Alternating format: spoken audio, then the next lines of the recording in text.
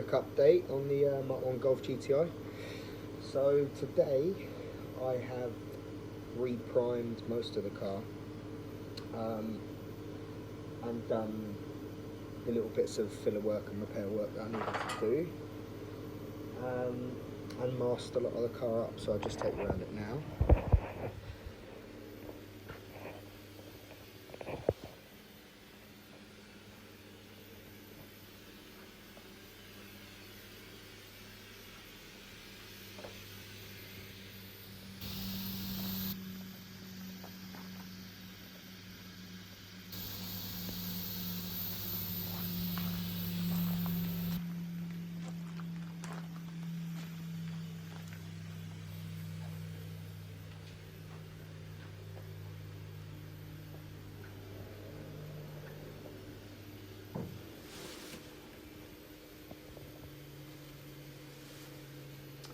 So that is where we're at.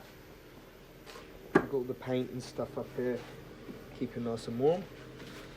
So hopefully one of the days next week we'll get it painted.